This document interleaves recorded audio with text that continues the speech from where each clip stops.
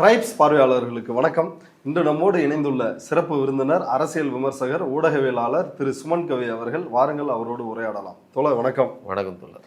Santiago Martin, lottery king, அவரினுடைய குடும்பம் தமிழக அரசியலில் போட்டியிடுறாங்க. மார்டினுடைய மனைவி லீமா ரோஸ், அவங்க அதிமுக வேட்பாளராக லால்குடியில் போட்டியிடுறாங்க. மார்டினுடைய மருமகன் ஆதவ் அர்ஜுனா வில்லிவாக்கம் வேட்பாளராக அவர் போட்டியிடுறாரு. அதே போல மார்டினுடைய மகன் ஜோஸ் சார்லஸ் மார்டின், அவர் புதுச்சேரி லட்சிய ஜனநாயக கட்சி அப்படின்னு ஒரு கட்சியை தொடங்கி இருக்கிறாரு. புதுச்சேரியில் அவங்க போட்டியிடுறாங்க.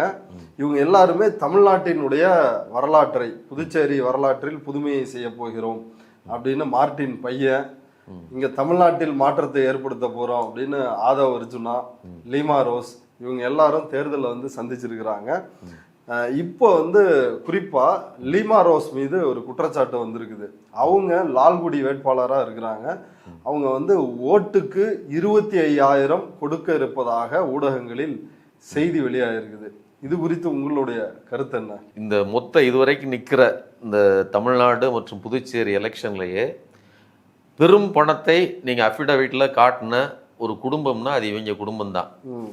அதுலேயும் அதிகமான தொகை கையில் இருக்கிறதாக, அதாவது சொத்துக்களாக இருப்பதாக காட்டிட்டது இந்த அம்மா தான். 1049 கோடி ரூபாய் இந்த அம்மாவினுடைய சொத்துக்கள், அசையும் சொத்து, அசையாத சொத்து, அவங்க கையில் இருக்கக்கூடிய டைமண்ட் நகைகள், இதெல்லாம் சேர்த்து. அதே மாதிரி ஜோஸ் சார்லஸ் மார்டினோட சொத்து மதிப்பு 600 கோடின்னு காட்டியிருக்கிறாரு. நம்ம ஆதவ் அர்ஜுனாவினுடைய சொத்து மதிப்பு 192 கோடி ரூபாய் அப்படின்னு காட்டியிருக்காரு. அது மட்டும் இல்லாமல் ஒரு மனைவிக்கும் 200 கோடிக்கு நிகராக சொத்துக்கள் இருக்கிறது. ஆனால் அதுல 10க்கும் மேற்பட்ட நிறுவனங்கள் காட்டலன்னு ஒரு சர்ச்சை, அதெல்லாம் நமக்கு தெரியும். அதெல்லாம் காட்டல, ஆமா காட்டலன்னு ஒரு சுயேட்சை வேட்பாளர் அதை கேஸ் போட்டாரு. ஆனா அதையும் மீறித்தான் ஆதவ் அர்ஜுனாவினுடைய அந்த பிரமாண பத்திரம் ஏற்றுக்கொள்ளப்பட்டிருக்கிறது. ஏன் சொல்றோம் அப்படின்னு சொன்னா, இந்த இதுல ஒரு தவறு நடந்திருக்குது, அதையும் மீறி அவர்கள் ஏற்றுக்கிட்டு இருக்கிறாங்க அப்படிங்கிறது. அதே மாதிரி நீங்க லீமா ரோஸோட விஷயத்த பார்த்தீங்கன்னா, லால்குடி தொகுதி 2006 2026 வரையிலும் 4 முறை தொடர்ந்து சவுந்தரபாண்டியன்னு சொல்லக்கூடிய திமுகவின் வேட்பாளர் தான் ஜெயிச்சுட்டு வர்றாரு. இந்த முறை பாரியவள்ளல், பாரியவள்ளல் அப்படிங்கிறவர் திமுக சார்பில் நிற்கிறாரு. கள யதார்த்தம், இதுவரைக்கும் பல பேர்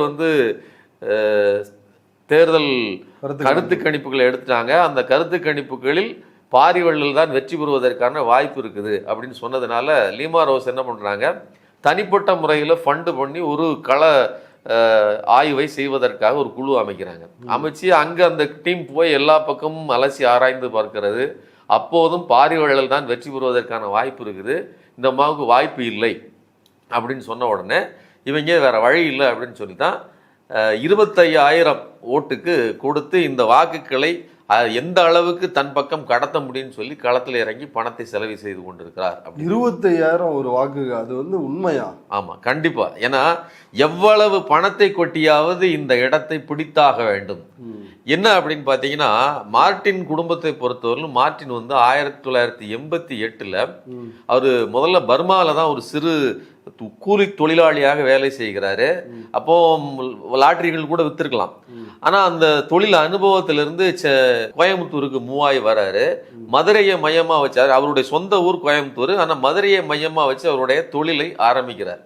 லாட்டரி தொழில், லாட்டரி பிசினஸ் பண்ணுவோம் அப்படின்னு சொல்லி ஆரம்பிக்கிறாங்க. அது படிப்படியாக வளர்கிறது. ஒரு கட்டத்துக்கு மேலே 2003 ஜெயலலிதா ஒரு ஆக்டை போட்டு ரொம்ப ஸ்ட்ராங்காக தமிழ்நாட்டில் சுரண்டல் லாட்டரி மற்றும் லாட்டரிகளை ஒழிச்சு தள்ளிடுறாங்க. இது ஏழை எளிய மக்களுடைய ஜோப்படி திருடம் மாதிரி. அதாவது பணக்காரன்ட்டு இருந்து திருடுறது கிடையாது, பெரிய பெரிய திட்டங்கள் மூலமாக, ஆள் குழாய் கிணறுகள் மூலமாக காசு அடிக்கிறது கிடையாது, எண்ணெய் சுத்திகரிப்பு கிடையாது. சாதாரண மக்கள் அன்னன்னைக்கு உழைச்சி கொண்டு வர்ற 100 ரூபா 200 ரூபாயை சுரண்டல் ராட்டில் அழிக்கிற மாதிரியான வேலையை இவர் செஞ்சு அந்த பணத்தின் சிறுக சிறுக பல 1000 கோடிகளை சேர்த்துடுறாரு. இது இப்போ இங்கே தடைப்பட்ட உடனே என்ன பண்ணுறாரு, ஒவ்வொரு எங்கெல்லாம் சாத்தியப்படுது, கேரளாவில் இப்போ லாட்டரி எங்கள் புழக்கத்தில் இருக்குது.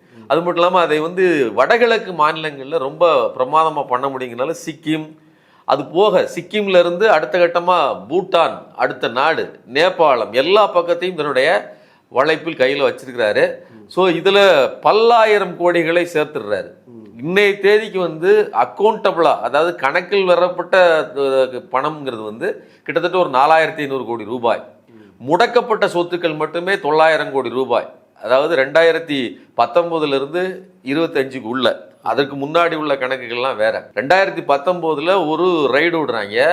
அந்த ரைடுக்கு பிறகு, அதாவது ஒவ்வொரு ரைடும் பாஜக விடும்போதும் தான் இவர் தேர்தல் பத்திரங்கள்ல போய் பணத்தை போடுறாரு.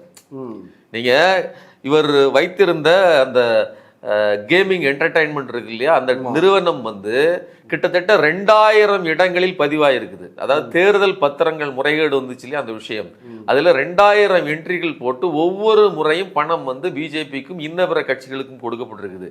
அதுல குறிப்பா கிட்டத்தட்ட 1368 கோடி ரூபாய் பணத்தை கொடுத்த ஒரே நபர் சாண்டியாகோ மார்டின் தான். இவ்வளவு பணத்தை கொடுத்தாலும் சரி, தன் கையில் ஆட்சி அதிகாரம் இல்லாமல் அதாவது ஒவ்வொரு முறையும் பிற கட்சிகளுக்கு நாம அளந்துகிட்டே இருக்க வேண்டியது. பாஜக, திமுக எல்லா கட்சிகளுக்கும், அதிமுக எல்லா கட்சிகளுக்கும் நீங்க குறிப்பா பாத்தீங்கன்னா 2006-11 வாக்குல வந்து கலைஞர் குடும்பத்தோடு இவருக்கு நெருக்கம் பெறுகிறது. ஏன்னா அரசியல் நெருக்கத்தின் காரணமா தான் அந்த தொழிலை பண்ண முடியும் அப்படிங்கிறதுனால அதை வந்து டீல் பண்றாரு. 2011 இங்க வந்து லாட்டரிக்கான அனுமதி வழங்கப்படல. அதாவது எவ்வளவு நெருங்கி எவ்வளவு பணத்தை நீங்க வந்து நல்லா புரிஞ்சுக்கங்க. இந்த தேர்தல் பத்திரம் இருக்கு இல்லையா, அதுல திமுகவுக்கும் 500 கோடி கொடுக்கப்பட்டிருக்குது. ஆனாலும் கூட இவர்கள் அதற்கு வளைந்து கொடுக்கல. இப்போ நேரடி அரசியல் களத்துல குதிச்சா மட்டும்தான் நாம வந்து இதை பெற முடியும். நாம எப்படியாவது ஆட்சி அதிகாரத்தை கையில் வைத்துக் கொண்டு எல்லா மாநிலங்களையும் ஆட்டுவிக்க முடியும் அப்படின்னு நினைக்கிறாங்க. குறைந்தபட்சம் அதை ஆட்டுவிக்க முடியுமோ இல்லையோ, தனக்கு வருகிற பெரிய நெருக்கடிகளை தடுக்க முடியும் நினைக்கிறாங்க. இவங்களுக்கு பல திட்டங்கள் இருக்குன்னு சொல்றாங்கல்ல. தமிழ்நாட்டில் திமுக அரசு ஆன்லைன் சூதாட்டத்திற்கும் தடை விதித்து ஆளுநருக்கு ஒரு மசோதா அனுப்பி அதற்கு வந்து சட்டமாவே அது மாறிடுச்சு. இந்த குடும்பத்திற்கு கேசினோக்கள் ஈசிஆர்ல மிகப்பெரிய அளவுல கிழக்கு கடற்கரை சாலையில கேசினோக்கள் வந்து அமைக்கணும், ஒரு வெளிநாடு பாணியில் இங்கேயும் ஒரு ரிச்சான இந்த சூதாட்டங்களை வந்து நடத்தணும் அப்படின்ற ஒரு திட்டம் வந்து இவர்களுக்கு இருப்பதா சொல்றாங்க. தேர்தலில் இவர்கள் எல்லோரும் நிற்பதற்கு அதுவும் ஒரு காரணம்னு சொல்றாங்களே. நீங்க அதாவது நம்ம இன்னைக்கு வந்து இந்த கேசினோக்கள்லயே உலகத்துக்கே தலைவரா இருக்கிறவர் யாரு அப்படின்னு பாத்தீங்கன்னா நம்ம ட்ரம்ப் தான். உலக சூதாட்ட தலைவன் அப்படிங்கிறத ட்ரம்ப் தான். அவர் தான் ரோல் மாடல். பல கோடிகளை வைத்து மக்களை சூதாட்டத்தின் மூலமாக ஒரு தொழிலை நடத்தி ஒரு சாம்ராஜ்யத்தை உருவாக்க முடியும், ஒரு நாட்டையே கைப்பற்ற முடியுங்கிறதுக்கு ரோல் மாடல் அவர் தான். இன்னைக்கும் நீங்க வந்து சாண்டியாகோ மார்டின் குடும்பத்துக்கு எது அவர்களுக்கு மனதுக்குள் உறுத்துருன்னா, இந்த கேமிங் இதை வச்சுக்கிட்டு, இதுல சூதாட்டத்தை வச்சுக்கிட்டு நாம ஆட்சி அதிகாரத்தை ட்ரம்ப் மாதிரி பிடிச்சிடலாம் அப்படின்னு நினைக்கிறாங்க. அதன் வெளிப்பாடு தான் நீங்க சொன்ன மாதிரியான இந்த வெளிநாட்டு பாணியான இதெல்லாம் கொண்டு வரணும்னு நினைக்கிறது. ஃபியூச்சர் கேமிங்னு அந்த அவர்களுடைய நிறுவனத்தின் பெயர். அதுலேயே பல்லாயிரம் கோடி சொத்துக்கள் இருக்குது. ஏற்கனவே இன்னொரு விஷயத்தையும் சொல்றேன். இந்த 2006-11 ஆட்சி காலத்துல இப்படி நெருங்கி இருந்தும் கூட காரியம் சாதிக்க முடியவில்லை. ஆனாலும் கூட இவருக்கு பெரிய பாதிப்பு இல்லை. ஆனா 2011 ஜெயலலிதா வந்த உடனே அடுத்தடுத்து கேஸ், இவர் முறைகேடாக லாட்டரி விற்றார் அப்படிங்கிற பேர்ல குண்டர் சட்டத்தில் கைது செய்யப்பட்டார். ஸோ இவர் மேல இல்லாத வழக்கே கிடையாது. அதாவது முறைகேடான பண பரிவர்த்தனை. 2011 கேஸு, உள்ள 6 மாதம் சிறைவாசம். அதுக்கப்புறம் 2011-12 கேரளாவில் 900 கோடி ரூபாய்க்கு மோசடி செய்தது. அதாவது சிக்கிம் லாட்டரி, சிக்கிம் அரசையே ஏமாற்றி 900 கோடி ரூபாய்க்கு போலி லாட்டரி சீட்டுகள் விட்டது. அதனால அது ஒரு கேஸ். 2019 ஒரு ரைடு நடக்குங்க. அந்த ரைடு அதாவது கோயம்புத்தூர்ல இவருடைய வீட்டில் நடக்குது. இவருக்கு பல வருடங்களாக அக்கௌண்டண்டா இருக்கிற பழனிசாமி அப்படிங்கிறவர் அந்த ரைடு நடந்து சில தினங்கள்லயே மர்மமான முறையில இறந்து போறாரு. இந்த ரைடுக்கும் இவருடைய மரணத்துக்கும் தொடர்பு இருக்கு அப்படின்னு சொல்லி பழனிசாமியினுடைய மனைவி கேஸ் கொடுக்குறாங்க. இந்த அவருடைய உடலை வாங்க மறுக்கிறாங்க. 2 முறை அவருடைய உடல் பிரேத பரிசோதனை செய்யப்படுது. 3வது முறையும் பரிசோதனை செய்யணும், அவருடைய உடலை எரிக்கக்கூடாது அப்படின்னு சொல்லி அவங்க வந்து கோர்ட்டுக்கு வர்றாங்க. இதெல்லாம் நடக்குது. இதையெல்லாம் மீறி அதற்கு பிறகு அந்த கேஸ் வந்து இழுத்தடிப்பு செய்யப்பட்டது. இவ்வளவு கேஸ் இருந்தும் கூட இன்னைக்கு வரையிலும் அவர் வந்து தப்பிச்சிட்டே இருக்கிறார். ஸோ இதுக்கு எல்லாம் காரணம் என்ன அப்படின்னு பார்த்தீங்கன்னா, இந்த பொலிட்டிக்கல் பவர். எவ்வளவு நெருக்கடி கொடுத்தாலும் பணத்தையும் இதையும் கொடுத்து சரி கட்டி விடுகிறார். ஆனா நேரடியான பொலிட்டிக்கல் பவர் கையில இல்லை அப்படிங்கிற குறை தீர்க்கத்தான் லீமா ரோஸ களத்துல இறக்குறாங்க. அவர் இதுக்கு முன்னாடி ஜோஸ் சார்லஸ் மார்டினுடைய மகன், அவரு பாஜகவில் இருக்கிறாரு, மாநில நிர்வாகியா இருக்கிறாரு. இப்ப லட்சிய ஜனநாயக கட்சி அப்படின்னு ஒரு தனி கட்சி ஆரம்பிச்சு அந்த கட்சி பாஜகவோட கூட்டணி. ஆமா, நீங்க கரெக்டா பாத்தீங்கன்னா பாஜகவில் இருக்கிறாரு, வெளியில வராரு. அப்புறம் லாஜாக்கா, லட்சிய ஜனநாயக கட்சி அப்படின்னு. லாஜாக்கா பாஜகவினுடைய ஒரு நேரடி பிரிவு மாதிரி தான். அதே மாதிரி இந்த லீமா ரோஸ் வந்து பல வருடங்களாக இணை பொதுச் செயலாளராக ஐஜேகேல இருக்காங்க. பாரி வேந்தர் பச்சைமுத்து இருக்கிறார் இல்லையா, நம்ம கல்வி தந்தை, அவருடைய கட்சியில பல வருடங்கள், அதாவது 15 வருடங்களுக்கு மேலாக இணை பொதுச் செயலாளராக இருக்கிறாங்க. அதுல வந்து செட் ஆகல அந்த நாம்ஸ்ன்னு சொல்லிதான், அதுல எதுவும் பிரயோஜனம் இல்லை அப்படின்னு சொல்லித்தான் சில மாதங்களுக்கு முன்னாடி தான் அதிமுக வராங்க. வந்த உடனேயே மகளிர் அணி இணை செயலாளராக அவருக்கு பொறுப்பு கொடுக்கப்படுது. லால்குடியில் அவருக்கு சீற்றும் கொடுக்கப்படுகிறது. இப்போ இதையெல்லாம் நீங்கள் கூட்டி கழிச்சு பார்த்தீங்கன்னா, தங்களுடைய லாட்ரி சாம்ராஜ்யத்தை தக்க வைப்பதற்காக, தாங்கள் முறைகேடாக சம்பாதித்த பணத்தை தக்க வைப்பதற்காக, ஒரு பக்கம் சாண்டியாகோ மார்டினுடைய மகன் சார்லஸ் மார்டின் லட்சிய ஜனநாயக கட்சியின் மூலமாக களத்தில் இறங்குறாரு, பாண்டிச்சேரியை கைப்பற்றணும். அதுக்கப்புறம் இங்கே தமிழ்நாட்டை பிடிப்பதற்கு லால்குடியில் அவருடைய மனைவி லீமா ரோஸ், அது போக ஒரு கட்சியையே அபகரிப்பதற்கு தாவேகா கட்சியில இணைந்து அவருடைய மருமகன் நிற்கிறாரு. இவர்களுக்குள் முரண்பாடு இருக்கிற மாதிரி வெளியில காமிச்சிடுவாங்க. உள்ளுக்குள்ள பெரிய சண்டை, சொத்து சண்டை, குடும்ப பிரச்சனை எல்லாம் காமிச்சிடுவாங்க. ஆனால் உள்ளுக்குள் நடப்பது என்பது ஒவ்வொரு கட்சியிலையும் போய் நின்று தங்களுடைய அரசியல் அதிகாரத்தை நிறுவுவது, இதன் மூலமாக ஆட்சியை எப்படியாவது கட்டுப்படுத்துவது, இந்த இடத்துக்கு தான் இவங்க வராங்க. ஓகே. இப்போ இவங்களே என்ன சொல்றாங்க அப்படின்னா, இவங்க லாட்ரியில கூட நேர்மையானவங்க இல்லை, அதுலயும் கள்ள லாட்ரி. இவங்க ஆதவர்ஜுனாவை வந்து விமர்சிக்கும் பொழுது எல்லாரும் சொல்ற வார்த்தை கள்ள லாட்ரி மருமகன் அப்படின்னு தான் வந்து அவரை சொல்றாங்க. கள்ள லாட்ரி அப்படின்னா என்ன? கள்ள லாட்டரினா இப்போ 2 விதமா இருக்குங்க. அதாவது சீட்ல எந்த இதுவுமே அடிக்காது, அந்த மாதிரியான சுரண்டல் லாட்டரிகளை, போலி லாட்டரிகள், அதாவது நம்பர், அதாவது பல பரிசு பொருட்கள் இருக்கும், ஆனா பரிசுகள் அடிக்கவே அடிக்காது, அப்படிப்பட்ட சுரண்டல் லாட்டரிகளும் உண்டு. இது ஒரு பக்கம். இன்னொன்னு, அடிக்கிற நம்பரை ஃபுல்லா தன்னுடைய பக்கத்தில் வைத்துக் கொள்வது. இப்ப எதெல்லாம் ஜெயிக்குமோ, அதாவது எதெல்லாம் ஜெயிக்கிற நம்பரோ அதையெல்லாம் தன் பக்கத்துல வைத்துக்கிட்டு ஜெயிக்காத நம்பர் அல்லது சிறிய தொகைகளை மட்டும் வெளியில புழக்கத்தில் விடுறது. இந்த மாதிரி செய்கிறது தான் இந்த கள்ள லாட்டரி அப்படிங்கிறது. அதன் மூலமாகத்தான் பல்லாயிரம் கோடி இந்த பணத்தை எல்லாம் சுற்றி சுழற்றுவதற்கு நீங்க வந்து இடி கேஸ்ல பிஎம்எல்ஏ இருக்கு இல்லையா, பண மோசடி, அதாவது பணத்தை சுழற்சி பண்ணி சட்டவிரோத பண பரிவர்த்தனை, அந்த கேஸ் இருக்குது இவர் மேல. இங்க இதுவரைக்கும் அவங்க கிட்டத்தட்ட 20க்கும் மேற்பட்ட தொழில்கள் செய்யறாங்க. அது எல்லாத்துலயுமே பாத்தீங்கன்னா இந்த ஷெல் கம்பெனிகள் இருக்கு இல்லையா, அதுவும் பல 50க்கும் மேற்பட்ட ஷெல் கம்பெனிகள், 20க்கும் மேற்பட்ட தொழில், ரியல் எஸ்டேட்டு, கல்வி நிறுவனங்கள், அது போக ஐடி கம்பெனிஸ், பல தொழில்கள், ஏன் பேங்கிங், ஈக்விட்டாஸ் பேங்க் அவங்களோட தான் நினைக்கிறேன். இப்படி பல்வேறு தொழில்களிலையும் பணத்தை போட்டு எல்லாவற்றுக்கும் பாதுகாப்பாக அரசியல்ல வந்து நிக்கிறது அப்படிங்கிற திட்டத்தோட வராங்க. இப்போ நம்ம ஆதவர்ஜுனாட்ட இதை பத்தி கேட்கும்போது, இந்தியா டுடேனுடைய மூத்த செய்தியாளர் ராஜ்தீப் சர்தேசாய் வந்து களத்துல நிற்கும் போதே வந்து கேட்கிறாரு. வில்லிவாக்கத்துல. ஆமா, வில்லிவாக்கத்துல இவர் பரப்புரையில் இருக்கிறாரு. நான் மக்களை நம்பித்தான் வந்திருக்கிறேன், என்கிட்ட 10 பைசா பணம் கிடையாது, திமுக தான் பணத்தை இறக்குது அப்படின்னு பேசுறாரு. மக்களை நம்பி வந்த உங்களுக்கு சொத்து மதிப்பு எவ்வளவு? 192 கோடி ரூபாய் சொத்து மதிப்பை நீங்க காட்டுறீங்க. உங்களுடைய பின்புலம் என்ன? நான் என்ன கேட்கிறேன், 1 பைசா நாங்க செலவழிச்சது கிடையாது, என்கிட்ட பணமே கிடையாதுன்னு சொல்ற ஆதவர்ஜுனாவுக்கு 192 கோடி ரூபாய் எங்க இருந்து வந்தது? இவருடைய மனைவி ராஜ்தீப் சர்தேசாய் வந்து கேக்குறாரு, நீங்க லாட்ரி மருமகன் தானே, சாண்டியாகோ ஃபேமிலி தானே அப்படின்னு வந்து கேட்கும் பொழுது திணறாப்லையே. அது எந்த சந்தர்ப்பத்துல கேக்குறாருன்னா, full corruption, education, health, road and everything. Now let me be very honest. They say, please ask Mr. Arjuna, his family is the lottery kings of Tamil Nadu. There was an ED raid. Corruption is in your party. இங்க இருக்கிற திமுக ஊழல் அரசை ஒழிப்போம் அப்படின்னு சொல்றாரு. ஊழல்னு பிற கட்சிகளை பார்த்து சொல்றீங்களே, உங்ககிட்ட மாற்று கருத்து என்ன இருக்குது? நீங்க என்ன புனித சக்தி? நாங்க வந்து பியூர் சோல்ங்கிற வார்த்தை சொல்றாரு. புனித ஆத்மாக்கள். புனித ஆத்மாவா இருக்கிற நீ எப்படி ஒரு லாட்ரி திருடனுடைய மருமகனா இருந்துட்டு நீ எப்படி அந்த வார்த்தையை சொல்ல முடியும் தான் அந்த கேள்வி போடுறாரு. சொன்ன உடனே அப்படியே பதறிறாப்புல, வார்த்தை வர மாட்டேங்குது. த ஃபேமிலி தட் ஃபேமிலிங்கிற அந்த ஃபேமிலி எந்த ஃபேமிலி? சாண்டியாகோ மார்டின் ஃபேமிலிட்ட இருந்து தேர்தல் பத்திரங்கள் மூலமாக பெரிதாக பெற்றது பிற கட்சிகள் தான் அப்படின்னு சொல்லி குற்றம் சாட்டுறாப்ல. எப்ப பிற கட்சிகள் பெற்றது? நீ இந்த கட்சி குடும்பத்திலிருந்து அங்கத்தினர் தானே. ஆமா, இந்த பணமே ஜோ சார்லஸ் மார்டின் வந்து ஏற்கனவே கொடுத்த பேட்டிகள்ல தெளிவா சொல்லிருக்கிறாரு. நாங்க வந்து அவருக்கு ஒரு அமௌண்ட் கொடுத்தோம் அவர் தொழில் தொடங்குவதற்கு அப்படின்னு அவர் வெளிப்படையா வந்து சொல்லி இருக்கிறாரு. ஆதவ் அர்ஜுனாங்கிறது வேற யாருமே இல்லை, என்னோட சொந்த மச்சான். அவர் திடீர்னு பணக்காரனான கஷ்டப்பட்டு பணக்காரனானு சொல்லுவாரு.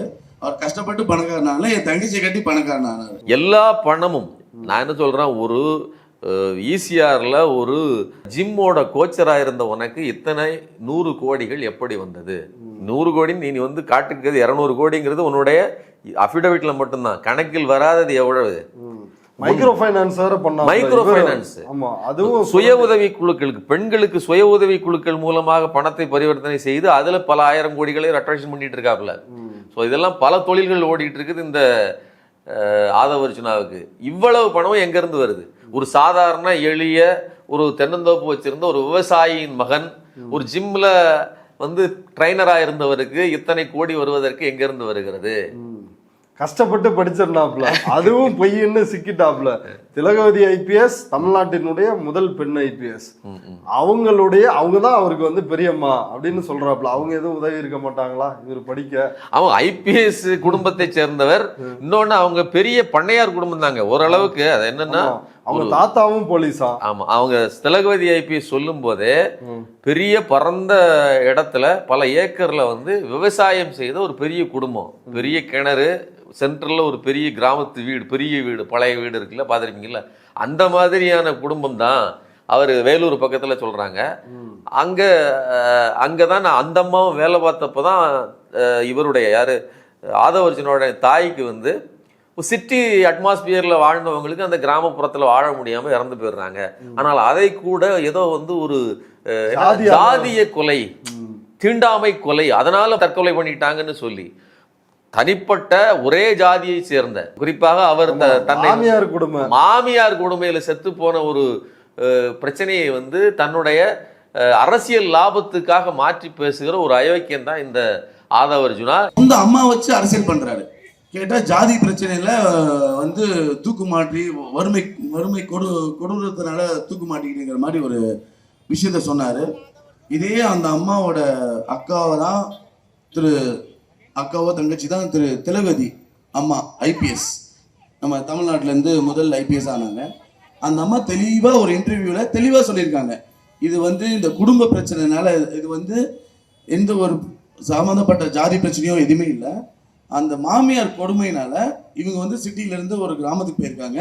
அந்த கிராமத்தில் அவங்களுக்கு நடந்த சில தொல்லைகள், இவங்க கூட இருந்து ஆலோசனை செய்யணும் போது இவங்க டிரான்ஸ்ஃபர் ஆகி வேற ஊருக்கு போயிட்டாங்க. இதனாலதான் இந்த நடந்த பிரச்சனைன்னு சொன்னாங்க.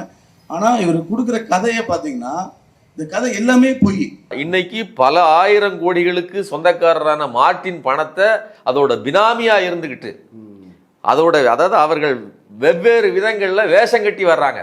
ஒரு பக்கம் லால்குடியில மனைவி, இன்னொரு பக்கம் வில்லிவாக்கத்துல மருமகன், புதுச்சேரியில மகனை இறக்கியிருக்காரு மார்ட்டின். இப்படி ஒரு ஆக்டோபஸ் எப்படி ஒரு 4 பக்கமும் கரங்களை விரித்து கைப்பற்றுமோ அதே மாதிரி தமிழ் நிலத்தை கைப்பற்றுவதற்கு இந்த குடும்பம் களத்துல இறங்கி இருக்குது.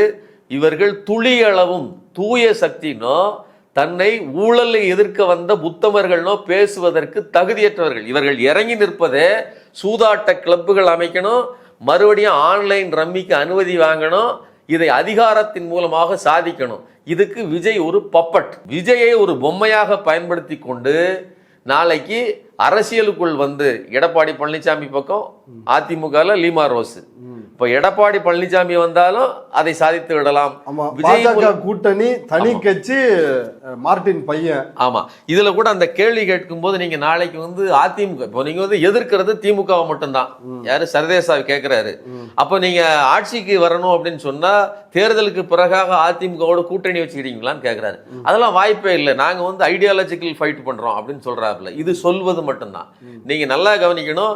இவர் ராம்தாஸ் அத்வாலே வந்தப்போ 2 முறை, ஆமா, ஒன்றிய அமைச்சர் ராம்தாஸ் அத்வாலே 2 முறை சொல்லும் போது என்ன சொன்னாருன்னா, தேர்தலுக்கு பிறகு விஜய் எங்களோடு கூட்டணிக்கு வருவார், நாங்க ஒரு கோalition கவர்மெண்ட் அமைப்போம் அப்படின்னு சொல்லியிருக்காரு.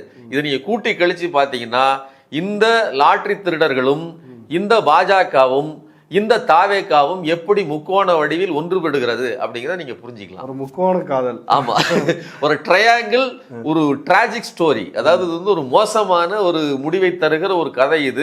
இதுல லாஸ் ஆக போறது யாரு அப்படின்னு பாத்தீங்கன்னா அது தமிழ்நாட்டு மக்கள் தான். ஒருவேளை விஜயையோ அல்லது பாஜகவின் இன்ன பிற கிளைகளையோ அதிமுகவையோ நாம் நம்பி போடுகிற ஒவ்வொரு ஓட்டும் இந்த லாட்டரி திருடர்களையும் பாஜகங்கிற தீய சக்தியையும் வளர்ப்பதற்குத்தான் உதவும் அப்படிங்கிறது என்னுடைய கருத்து. ஓகே தோழர், இவ்வளவு நேரம் நம்முடைய பார்வையாளர்களுக்காக நேரத்தை ஒதுக்கி கருத்துக்களை பகிர்ந்துட்டதுக்கு மிக்க நன்றி. நன்றிங்க.